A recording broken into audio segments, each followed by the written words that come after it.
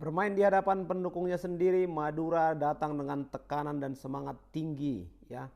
Tapi Malut menunjukkan mereka punya rencana yang lebih matang. Dua momen, dua sentuhan tajam dari David da Silva, dan satu pelajaran besar bahwa di liga seketat ini agresivitas saja tidak cukup. Yang menang adalah tim yang tahu kapan menyerang, kapan menunggu, dan kapan menghukum lawan. Sobat-sobatku, ini adalah review match antara pertandingan antara uh, Madura United versus Malut United. Sebelum kita lanjutkan, jangan lupa kalian untuk like, share, subscribe, dan berikan komentar-komentar terbaik kalian sobat. Kita mulai saja ya sobatku ya. Pertandingan yang cukup menarik tadi, bagaimana kita lihat Madura United yang tampil begitu agresif ya. Di atas kertas laga apa namanya ini? Laga antara tim papan bawah yang butuh poin untuk menjauh dari zona rawan melawan tim papan atas yang sedang menjaga momentum. Tapi yang terlihat di lapangan jauh lebih jelas. Malut United datang ke Pamekasan dengan rencana yang matang dan mereka mengeksekusinya dengan sangat rapi, kualitas tinggi. Kemenangan 2-1 di kandang Madura United bukanlah sebuah keberuntungan ya, tapi ini menjadi kemenangan yang perfect ya. Artinya sempurna dari sisi manajemen perencanaan. Kalau Papa Tola lihat seperti itu. Mereka tahu kapan harus benar-benar memainkan tempo tinggi, kemudian mendelay, atau juga kapan harus melakukan tekanan. Jadi agresivitas dari Madura yang memulai laga dengan tempo tinggi, dengan formasi 4-3-3 di mana dua fullback mereka yang cukup aktif naik, dan kemudian pemain Wellerman ya dan Palik yang bisa menjaga sirkulasi bola, serta Iran Junior ini lebih bebas bergerak mencari celah. Tapi masalahnya bukan di situ ya. Agresivitas ini tidak diimbangi dengan kontrol jarak antar lininya. Jadi saat kehilangan bola, Madura ruang di belakang gelandang mereka cukup terbuka. Dan itu yang selalu diincar oleh Malut United. Nah, Malut sendiri karena kalau kita lihat ya, tim asuhan Henry Susilo ini tampil lebih tenang, lebih percaya diri. Jadi memang sama sekali nggak terburu-buru ya. Mereka membiarkan saja agresivitas yang ditunjukkan oleh Madura. Mereka melakukan zona marking yang nyaman, kemudian juga blok pertahanan yang cukup rapat. Nah, kemudian itu kalau kita perhatikan itu Gustavo Franca dan Nilsson Junior, ini disiplinnya luar biasa ya, menjaga area kotak penalti Malut. Meskipun dalam skema dasar mereka adalah 4-3-3, tapi saat bertahan ini berubah menjadi 4-1-4-1. Dan Tiron Del Pino itu turun membantu sirkulasi. Kemudian Lucas Cardoso juga aktif mengisi help space. Nah, pemain Preds Butuan ya, kita tahu punya kecepatan, dan juga Yance Sayuri ini menjadi outlet yang sangat cepat di sayap. Jadi kuncinya memang ada juga satu nama lagi ya, namanya siapa? David da Silva. Ini striker yang tajam, haus gol dan predator ya. Nggak terlalu banyak menyentuh bola, tapi selalu berada di posisi yang tepat. Di babak pertama Madura sudah tampil dominan dan Malut bermain efisien. Jadi di proses gol menit 31 ketika David da Silva mencetak gol pertamanya, ini prosesnya sebenarnya sederhana saja. Ya, simple tapi rapi.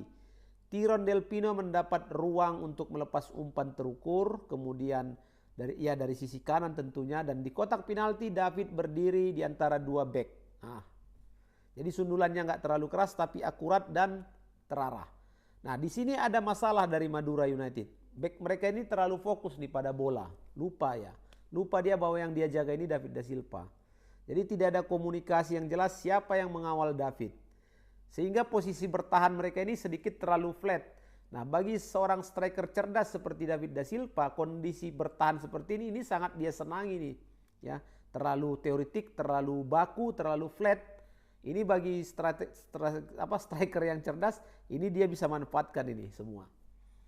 Nah, jadi di babak pertama ini ditutup dengan keunggulan tim tamu ya, 1-0, dan secara taktik Madura terlihat lebih matang. Di babak kedua momentumnya datang lagi nih. Dan di level seperti ini kegagalan satu peluang langsung dibayar mahal.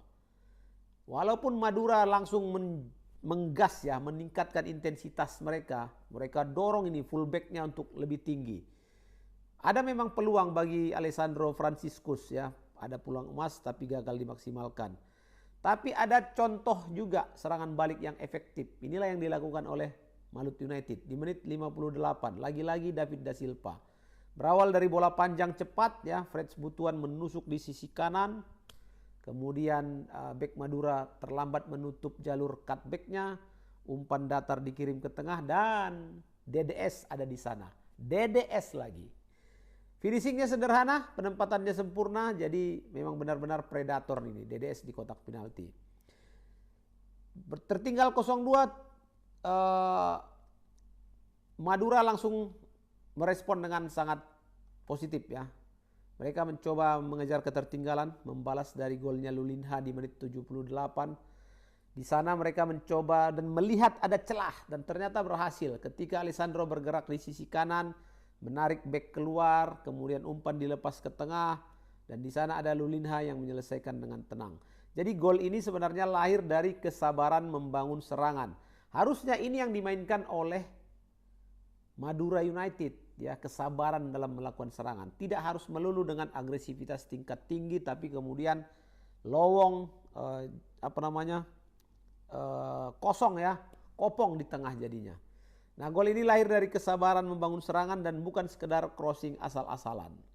Jadi kalau laga ini terbuka, Madura terus menekan, tapi Malut lebih memilih memilih memperdalam pertahanan aja dan mencoba sesekali counter attack. Karena mereka paham betul bagaimana cara menjaga kemenangan. Jadi secara struktur bertahannya sangat disiplin Malut United ya kalau kita menganalisa kekuatannya. Kemudian transisi cepat mereka juga sangat efisien. Dan kemudian kunci dua pemain sayapnya yang memang luar biasa eksplosifnya. Freds Butuan, Yance Sayuri. Ini memang mau siapapun backnya agak-agak repot untuk menjaga pemain yang dua ini. Ditambah strikernya yang klinis dan berpengalaman. Ya. Jadi memang komplit lah. 3 penyerang depan ini komplit. Jadi ini yang membuat Madura harus kembali gagal meraih kemenangan di hadapan publiknya sendiri. Malut ada di posisi 4 saat ini. Dan juga masih punya peluang bersaing di papan atas.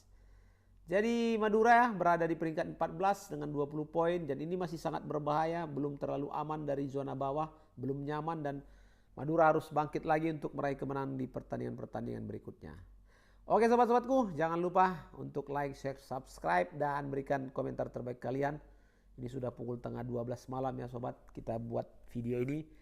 Sudah sangat lelah dan jangan lupa berikan komentar terbaik di video review ini. Terima kasih sobatku.